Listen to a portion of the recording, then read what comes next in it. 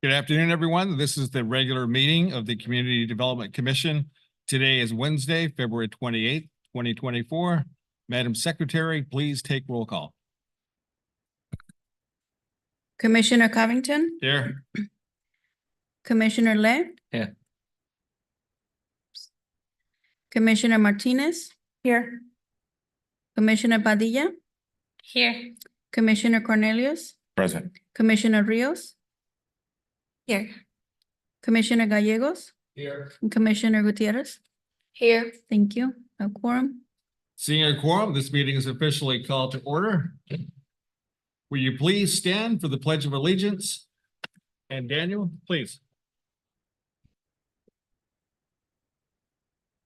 With the flag of the United States of America, the republic for which it stands, one nation, under God, indivisible, with liberty and justice for all. Thank you. Take your seats.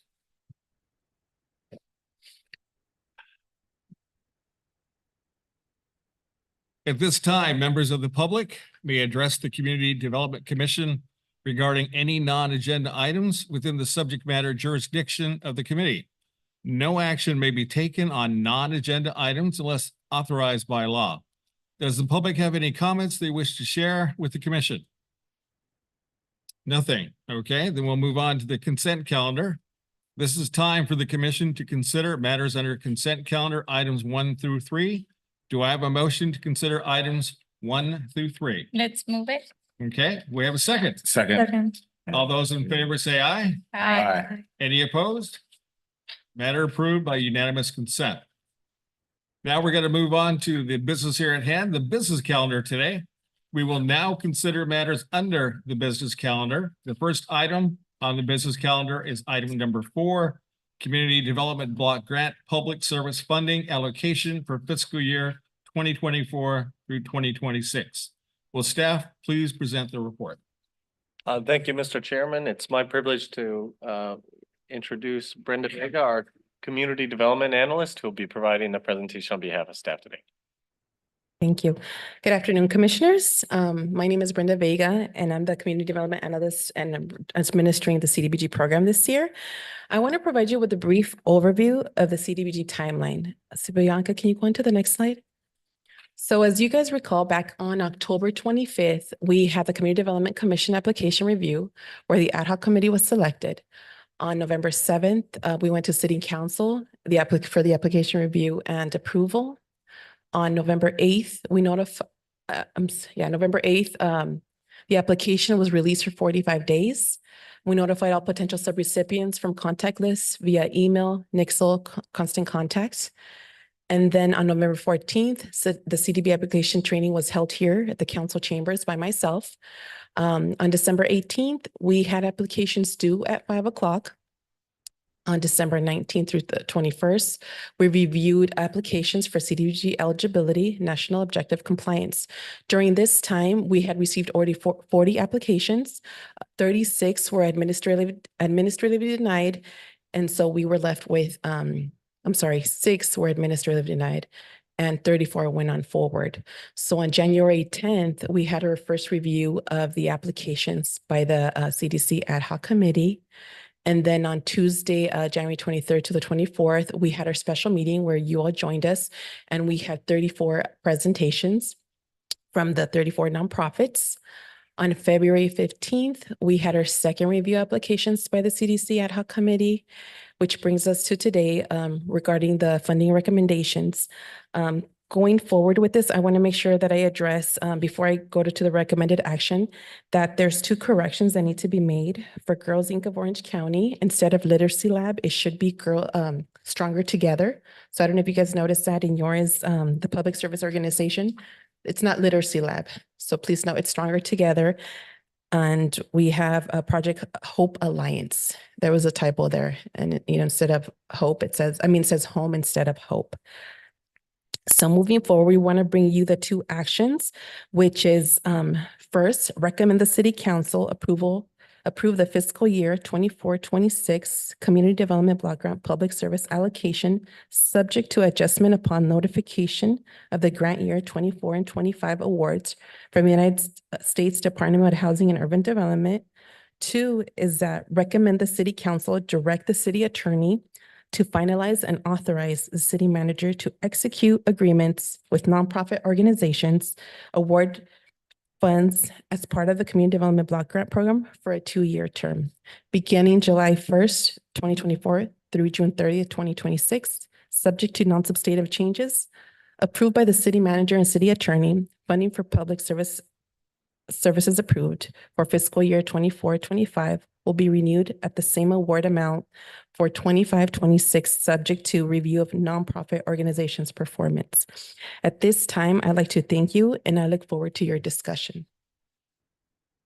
Any questions? Thank you. Let's go ahead and open it up for questions, commissioners. I'll start to my right. Daniel? I have no questions. Okay, Claudio? I haven't quite, I don't know if there's a moment about the score and. Ask away. Okay, so here, like community, the applications, how was the scores determined? They were averaged out by our 3 ad hoc committee members. So they were the ones that determined it based on the application. The application, basically, all 3 of our commissioners graded it, and then they were averaged out to determine to come to that score on the summaries page. Commissioner Dane? Go to my far left. Shelby, any questions? No questions. Okay. Idalia? I just wanted to say thank you to staff because they were very patient with us in the whole process. But no questions, no comments, but thank you. All right, thank you. Erlinda? Can I go last? Sure. Thank you. Anna? Well, good evening, everyone. Yes, I do want to say thank you to staff. They were tremendous patience with us because it was our first time doing this. I want to say, please do not nominate me for being part of the ad hoc committee next time. I really appreciate the nominations. I will not like to be in this position. It was extremely hard. I'm speaking to myself, but I don't know if my colleagues will agree. It was extremely hard because then you understand the need of the community and how little of the resources we have to actually provide what is needed for them to be successful. Even though I was part of the ad hoc committee, like I'm not extremely happy that we were not able to provide more funds and that my whole thing over here, and I don't know if that's part of discussion and we can keep on talking about it or maybe learn a little bit more for future years. It's if we're giving them less than the funding request, how are we going to make sure that they are going to be able to accomplish the goals? Because going again through the applications and everything, there's a reason being what they were requesting, the money that they were requesting. So is the only thing that it's kind of a little bit concerning for myself that maybe we could have picked less organizations but fund them with the amount that they needed. But again, I was put in that position. It was definitely very hard to keep on cutting people, and that's what we decided for a total number and then give them equally the same amount of money. But I do still have that little concern to make sure that we follow up and that they are going to be able to achieve the goals with the money that it's being provided. Those are my comments for right now. Thank you. Thank you. Back to you, Erlinda. Sorry, I'm like frantically trying to run numbers over here, but and this is something that concerned me the last time that we approved funding. I'm trying to say this carefully. It's not that I don't care about youth. I think that there are a lot of programs that apply for youth, and we give a lot of dollars to youth programs, and I think that's amazing. I'm obviously maybe biased because I'm kind of like an affordable housing person, so homelessness, affordable housing, things like that are things that I think are important and that also affect youth and mental health and veterans. And, you know, to me, housing is like everything, right? So I'm a little concerned about the I'm not gonna say overfunding because I don't think we're overfunding youth programs. I just think that we are prioritizing them when, in my opinion, there are other things, other issues that are very pressing and that should be prioritized. It is a really hard process and it's hard conversations for the folks that were in the smaller committee. So I definitely don't want to like be difficult or anything. I think that I'm trying to look at the ratios of how we funded different issues because it seems like there's a health pool, domestic violence, youth from what I'm seeing right now. And it really just seems like those are the three pools. And just from the numbers that I've added up right now, like the proportion is it's a little too high for my preference on the youth sector. And we love youth, but youth also need to be housed and youth also experience homelessness. So, I mean, I don't know what other commissioners think, and I don't mean to be difficult, but that's just something that's always on my mind. I have a response. Please. So, I mean, I understand your comments, but I just believe like the two organizations that focus on housing, if we look at Exhibit 1, the Fair Housing Council and the Fair Housing Foundation, I believe are fully funded. I believe one had to be, I think they had to be funded, like the discretionary fund. Brenda, if you could, sorry. Isn't that like the Fair Housing Foundation, like had to be funded like through some other portion? Admin, so it's funded through admin, so we could only have one. Right, so but they're already funded. So like those two organizations that focus on housing that came, we got them their funding. So, and you know, that's what I want to highlight. Thank you. I just wanted to extend my compliments to the ad hoc committee. That was a lot of work. I looked at everything you guys did. I went back and looked at all 34 applicants. Some tough cuts need to be made. Some tough choices were made. But I felt you guys did a great job. So I wanted to say thank you on behalf of the commission, everybody that participated. I do have a question here, though. Let me ask, I guess, Judson, we gave away, or going to be giving away $1.4 million and some change. What was the last amount of CBG funds that we gave away a couple years ago? I believe it was the same amount. Same amount? Yes, sir. What could be done to get more than $1.442 next time? Well, the regulation that we're operating under is the 15% floor. And the last time I asked that same question, I was informed that it is a statutory restriction, so that no more than 15% of any jurisdiction's CDBG funds can be allocated for nonprofits in this format. So I believe it would have to be an act of Congress in order to increase that percentage. Okay. All right. Last question, and maybe I missed it in my review, but I did not see any truly what I would call dedicated nonprofits that would serve veterans. Did I miss something? Is it caught maybe more in another choice? How did that pan out?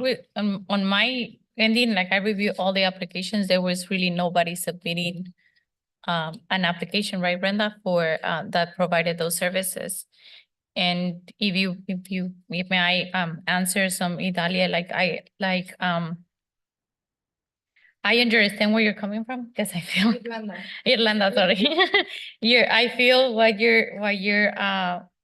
you said. It was definitely very, very difficult to put together, at least for myself, to put together a list and to not also I think the three of us wanted to also acknowledge some of them that were new and were providing services that are very needed.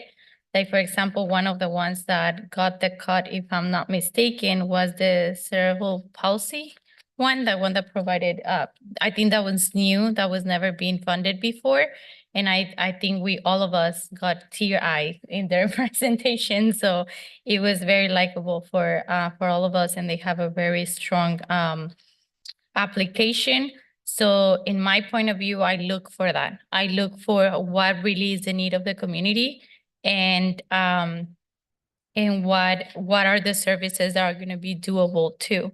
Again, I'm not 100% happy with what we came from, because it was extremely hard to cut the list, and because I'm still not very content that giving them this amount of money, they were gonna be able to perform the services that they say. So I don't want to see faulty numbers for next time around. And that's my biggest concern with this. I don't know if we can, at this point, that's it. That's what we're gonna present to council, and nothing can be done. But I will love, like, I miss all of you guys there, because it was like a lot of information for just the three of us. Or at least that's how I felt.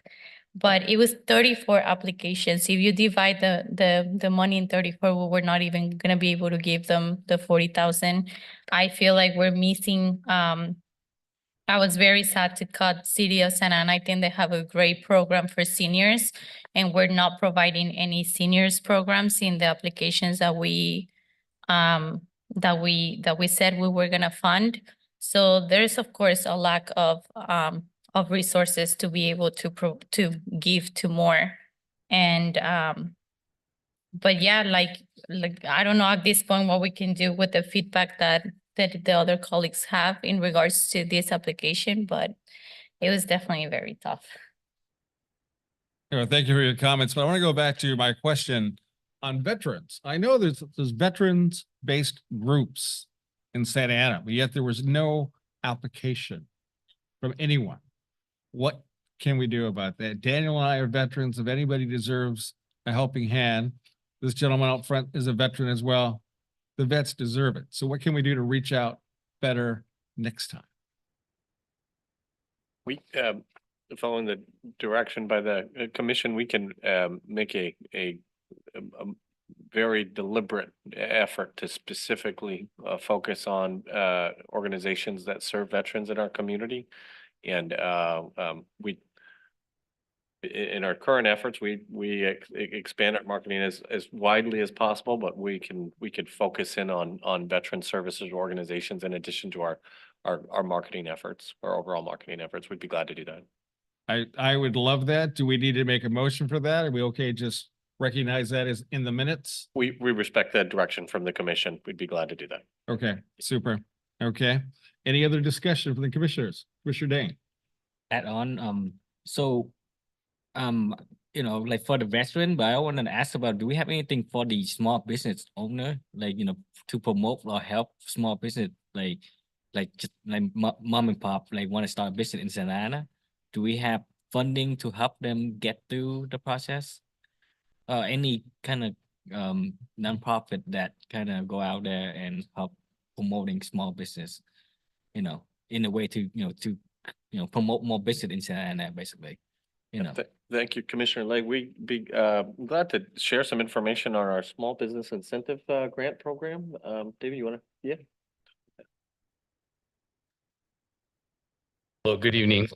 David Flores, Housing Programs Coordinator. So right now I'm currently working on developing our CDBG budget for the next fiscal year 24-25. And in that budget, I have allocated $100,000 to economic development to help small businesses with grants so that they can get their business up and running. Yeah. But you'll see that in the budget, and you'll also see that in the annual action plan that I'll bring to you in the future. Now that you're here, I do have a question in regards to that.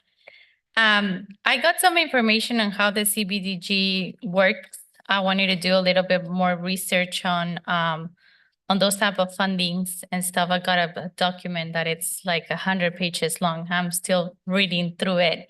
But I would love to discuss some things with you in the part of the economic development. Like what make you allocate just $100,000? Are you limited to the money that you can allocate? And not only for grants, but I was reading a part of it that was saying a lot of things that can be done with incentivizing a community. I'm just talking about, like, I know I've talked about before many times about 4th Street, right? But as 4th Street, there's a lot of business corridors that need to be reestablished.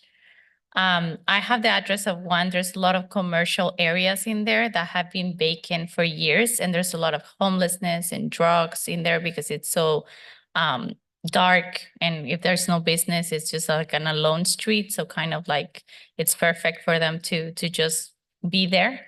So I would love like to see some types of incentives for landlords to put their places ready for rent, or to actually get tenants, or to incentivize a community to build back that community. 4th Street right now, there's about 20 places for rent on just 4th Street that hasn't been rented in the last year, and this happened since the construction of OCTA. So a very busy street that used to be full of businesses is now expecting a lot of vacancies, and more businesses just have their closing business soon sign on the door. So I know it comes with redevelopment. I know it has affected a lot, all the construction, all the new developments, which they're done. They were done on the time, and we can agree or disagree that they were good on timing, but it happened already. So what can we do to, as an economic development as well, to see at these areas that were generating money before, how can we incentivize to keep on generating money? Because if we look back, and that's something that I would like or love to bring to here in the future, if it's allowed, if we look at the numbers of how much money was being recovered from business licenses just in certain areas that are business districts, and we look at the numbers right now, post-pandemic or post-construction, or all these things that are happening, those numbers are gonna be different. And what we want is to bring more revenue also at the city, so it can be a great investment of money to incentivize the landlords to change the facades. I know we had that program before. I don't know if that program was successful or not, but maybe bring it back, or maybe incentivize the landlords to drop 1 month free for rent, right? So you can start up your business, and then we grant them with that money. I don't know, we have to come up with new ideas, but I feel like just giving these business grants, I know you have the $5,000 one for new business. It's attractive, but I don't think there's a follow-up of them being successful, or them actually like doing something to grow that business. Or we're not seeing it back either, because I'm pretty sure the numbers on business license are not like increasing in these type of areas. So I know this has nothing to do with what we're discussing today, but it was something that I did wanted to discuss with staff to see if we can probably have a study session on how really CBDG fund, or the money that this commission is allowed to no budgeting, how can we just change it more, or create new programs that are really going to help these communities that are being very affected. So thank you for your comments, and to answer your first question, why did we select 100,000?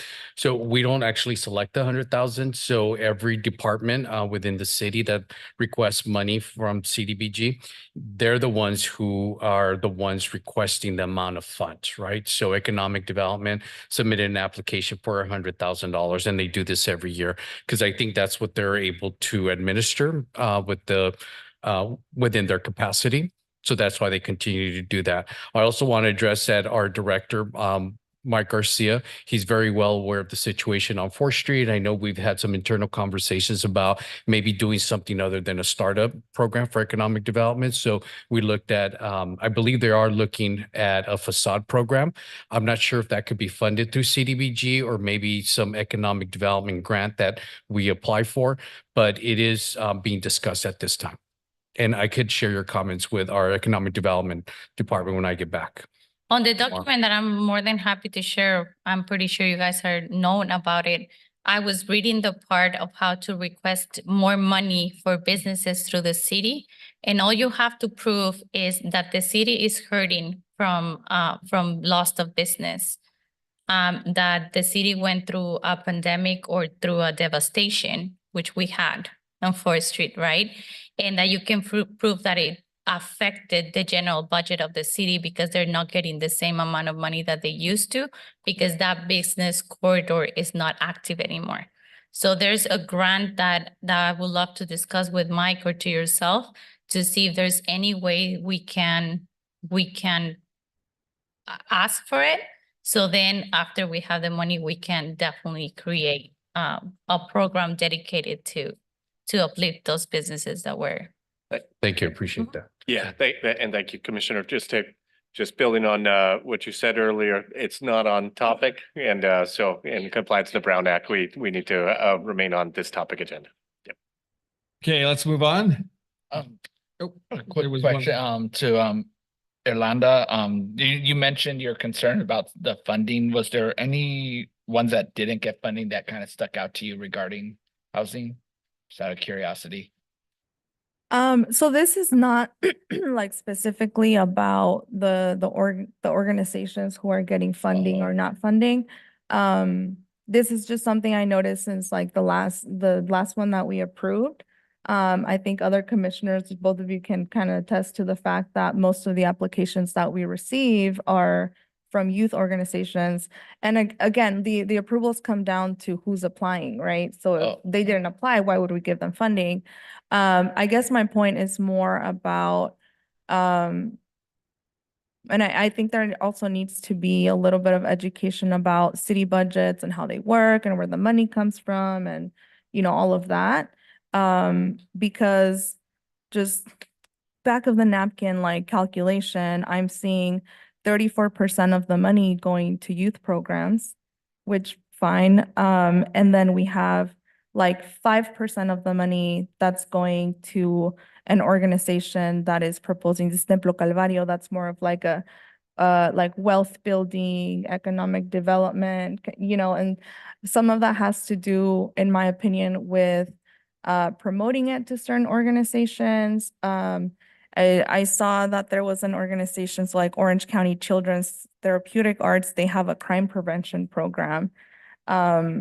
Are there ways, like they work with Santa Ana Police Department, they got plenty of money in my opinion, so like can they provide some funding to help like allocate money to fund this program that they benefit from, and can we take that money and allocate it to a different organization so that we can sort of create a little bit more equity in where the funding goes, because there are a lot of really amazing organizations in Santa Ana that do really great work that includes economic development, wealth building, housing, health, immigration, you know, and these are all things that our community needs.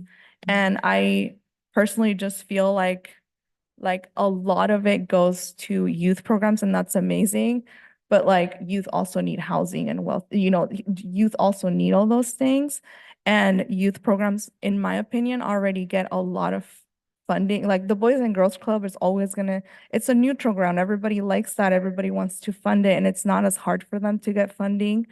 So, you know, I know I'm making a big fuss, and this eventually is going to go to city council and they can ask the right questions.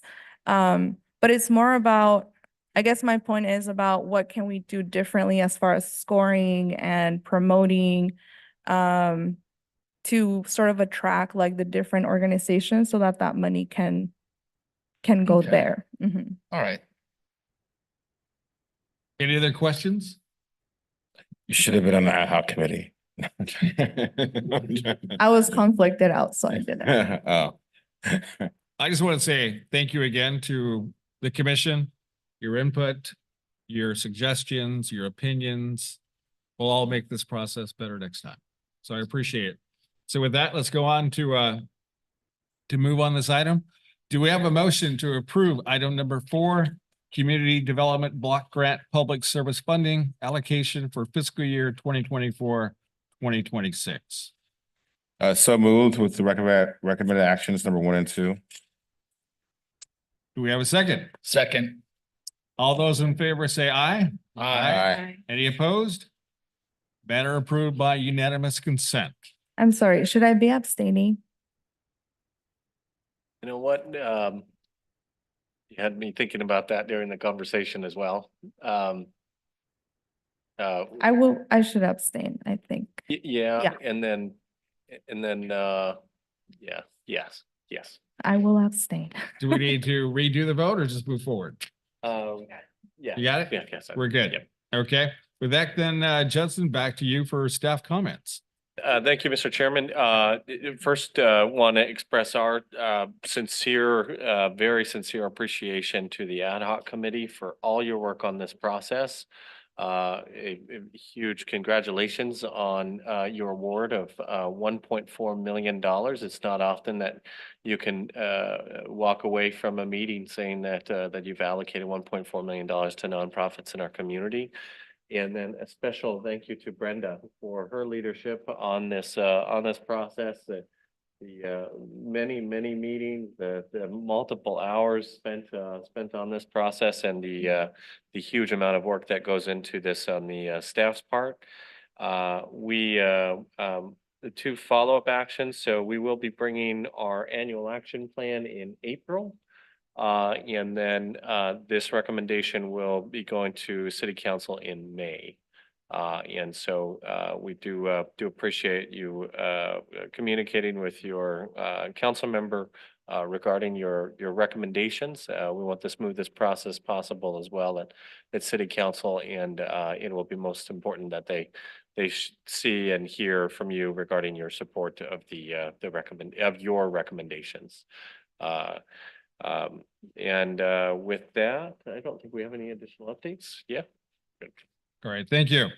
Let's move on then to commissioner member comments, starting with you, Daniel. Just want to thank my fellow ad hoc committee members. It was a very it was an educational and challenging process. Also to work our schedules together and just to go through, the review process. If we could, we would have funded everybody to the fullest, but there was just limited resources. We had to make some tough decisions. I think that we came together with a great list. I think we got a fair amount of a good mix of organizations. I guess we'll see how the city council goes with it. Thank you. Claudio. Kind of to echo what he said, that to the ad hoc, you guys, that's definitely some tough decisions. I know I went over it. There was a couple of them that I liked that didn't quite make the cut. But I understand and trust the work that they did. I read over it carefully. We had a problem with too many good ones, and so I understand where wish we could fund them all, or at least most of them. And yeah, like one that particularly stuck out to me is, financial literacy for our youth. That is one that I think is very important these days. And teaching them, as I said in the previous meeting, I have yet to use Algebra 2 in in the real world. So I personally think it should be mandated in our schools, but at the same time, I wish we could find a way to make sure we can fund them. And I think, some of these ideas brought up by Irlanda and you, Winston, about outreaching to more organizations so we can get a more wide array, I think would be great for next year. So thank you all and great work. Thank you. Dane. Similar, I want to echo to the staff and the ad hoc committee. Thank you for your work. That's a lot of work the last few weeks, and I also wanna just add on quick that a wise man what told me that you want a house, you gotta focus on the roof. What I'm trying to say that, since we're talking about getting funding, get a new, nonprofit coming in, but we also want to find a way to appreciate, who been work with the city for a long time, 5, 10 year, 15 year. I want to find a way to acknowledge that for them. So like, hey, thank you for being with us for this year. So in that way, I feel that we can bond them further, and it seems it can be a grassroots. They've been here forever. They can bring more people, develop more things for us. But it just take the acknowledge from us to them. I think that can be meaning a lot for those people or those group. I just hope you guys don't forget them. That's all. But on top of that, well, thank you for every work that you guys done. I appreciate it, and be in Johnny for me. Thank you. Thank you. Anna, I know you have something to say. I already said it all. No, again, just thank you so much for staff for being so patient with us, and we learned a lot. And that was it. Thank you for the opportunity. If I'm sitting here in 2 years again, I don't want to be part of that. But no, thank you to my colleagues for bearing with me, and again, it was a great learning opportunity, and Thank you. that's it. I hope everyone has a great rest of your day. Thank you. Orlando. Sorry I'm so difficult all the time. I just like asking questions. Yeah, no, thank you to the ad hoc committee. I wasn't part of that either last year or this year for a reason, because I know it's hard work. So thank you all, and thank you to staff for putting everything together. Thank you. Idalia. Well, first I want to say thank you for the opportunity. It was a learning experience. And at the beginning, I didn't understand the assignment, and I was just allocating a lot of money to all of them. So it was more than 2 million for all the organizations. But then we got the correct amount, so we had to go back, and it was hard to prioritize seniors, youth, and there's another organization that provides legal services to community. So it was very hard to be limited with resources. So my only hope is that if there are any changes, hopefully those changes are going to be in favor of community members, because at the end of the day, that's what matters, to really make a change in our community. And other than that, like I said, I am very grateful for the patience with staff and with us. So I just want to say thank you. Thank you to all of you, and thank you for the opportunity again. Thank you. Shelby. Oh, well, I wasn't part of it, but I know you guys all worked hard. So just thank you to everyone for like trying to make a change to this community. I know it's very difficult sometimes, as you guys are saying, but yeah, but thank you so much for everything that you guys have done for this community. Thank you. And I've already said it once before, but I'll say it again because I know staff put in a ton of hours. The ad hoc committee put in days of work on this. A lot of soul searching, a lot of tough calls, tough decisions, budget cutting. You did what you had to do, but the bottom line is I feel proud of this group because we did some good today. We did some good for the community, and I thank you guys for that. And whenever you guys see me come in with the bag, okay, realize I've got something in there, and I'm just going to pull out one of these for right now. And I didn't bring any chocolate covered almonds for staff today, but I did bring some cookies for the ad hoc committee. So you guys will have to come and pick whichever one you want. But, you know, Anna brought up a point again about helping the business community, especially downtown, 4th Street, all that's been going on, that's still going on. Do we need to take a couple of minutes and get a quick review of the $5,000 grant program, or are we good with that? Do we have a need for it? No, I mean, it's Economic Development Department put a program to make, but it's more for like startup businesses, and it's Santa Ana wide, not just for one specific location, which I think it's a great program. But before we started with all this CBTG funding that has been taken, the couple of last meetings, I do remember the merchants came and they proposed a plan and Mike was gonna work with it and bring it back to us. I haven't heard back from him, but hopefully he brings something to the commission that we can do. Well, you guys already know a little bit about it. I have the position that success breeds success. There's lots of areas that need some support here in Santa Ana, so just spread the word on that. And I'm gonna kind of go off topic here a little bit. I was at a meeting, Judson, with the mayor yesterday over there at the community room at the police station, and Mike spoke there about a subject that really shocked me, that blew me away, that I know this department is actually working on as well. Mike is. Are we in a position to talk about that, or should we not talk about that subject, the needle exchange? So this is, you know, the Brown Act, right? This is the opportunity for board, commissioner comments and so it's limited to just general comments within those parameters. We Okay, can't discuss anything that's not on the agenda. okay. Yes, sir. It's just something that I would encourage you guys to look into when they need your support. If I wanted to ask Related Bristol to come make a presentation, can we do that?